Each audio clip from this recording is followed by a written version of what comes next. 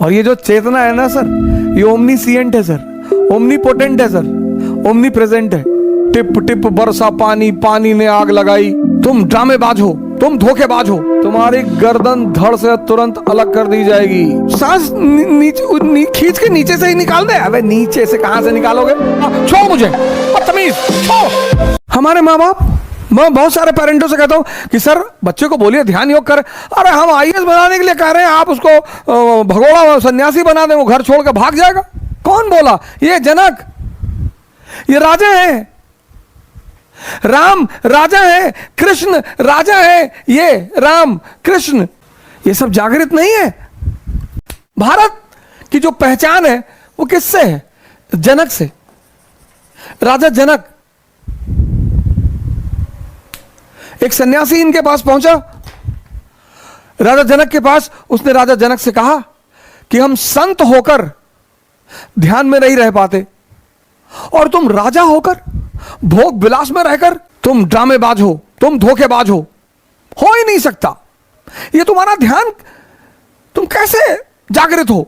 राजा जनक ने कहा कि बंदी बना लो इसको, इस संत को बंदी बना लो। बंदी?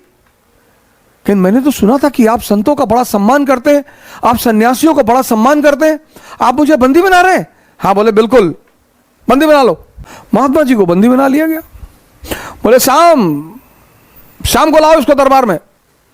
शाम को महात्मा जी को दरबार में लाया गया, राज नर्तकी को बुलाया गया और नृत्य की शुरुआत की गई कि नाच गाना शुरू करो, और महात्मा जी के सर पे एक घड़ा रखो, पूरा ऊपर तक तेल से भरा हुआ, और नाच शुरू हुआ। टिप टिप बरसा पानी, पानी ने आग लगाई, और लोग वाह वाह वाह वाह, और क्या बात है, क्या बात है।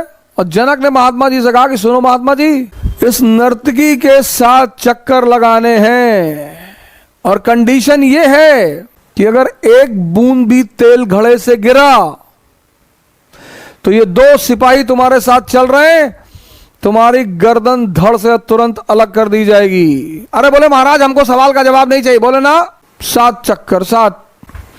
वो नर्तकी नाचे जा रही थी, महात्मा जी चक्कर लगाए जा रहे थे। 1 चक्कर, 2 चक्कर, 7 चक्कर लगाए, और एक बूंद तेल नीचे नहीं गिरा। 7वां चक्कर पूरा हुआ, महाराज जी ने तुरंत घड़ा रखा। बोले सरकार मैं जाऊं? बोले जवाब मिला? गौर करिएगा, हम सबकी यही मुसीबत है। बोले जवाब मिला? अरे बोले जवाब खाक में मिला, तुमने जिंदगी मेरी दांव पे लगा दी। नहीं नहीं, बोले जवाब मिला कि नहीं? बोले जवाब नहीं मिला, मैं जा रहा हूं। बोले महात्मा जी तुमने मुसीबत में ध्यान लगाया। हम सब ध्यान लगाते हैं, बहुत लोग आज प्राणायाम पूछ और फोन करते हैं, अब भस्त्रिका में सांस खींच के नीचे से ही निकाल दे। अबे नीचे से कहां से निकालोगे? चेतना, हड़बड़ी में मत करो ना। योग किसका? सांस का और चेतना का। और ये जो चेतना है ना सर, ये ओमनीसिएंट है सर, ओमनीपोटेंट है सर, ओमनी प्रेजेंट है। एक बार आपने इसका स्वाद ले लिया, अरे सर पहले दिन फायदा करेगी सर, शांति से, चैतन्य से, ध्यान से। तो राजा जनक ने उस सन्यासी से कहा कि महाराज आपने डर में ध्यान को साधा, डर में, मौत का खतरा था, लेकिन मैं 24 घंटे ध्यान में रहता हूं, इसलिए मैं राजा होकर भी बंधनों से मुक्त हूं, और तुम सन्यासी होकर भी उलझे हुए हो। मुक्ति किससे? इंद्रियों से। मोक्ष किससे? इंद्रियों से। निर्वाण किससे? इंद्रियों से। मिराज किससे? इंद्रियों से। कैवल्य किससे? इंद्रियों से। तो सन्यासी ने राजा जनक से कहा कि महाराज एक बात और स्पष्ट कर दें, ये दुनिया में हम उलझे क्यों हैं? तो सन्यासी ने कहा महाराज एक बात और बता दीजिए। हाँ, बोले पूछो। बोले ये हम बंधन में, ये दुनिया हमको क्यों पकड़ती है? बोले फिर? तो राजा जनक गए, एक खंबे को पकड़ लिया उन्होंने, और खंबे से कहा छोड़ मुझे, बदतमीज, छोड़।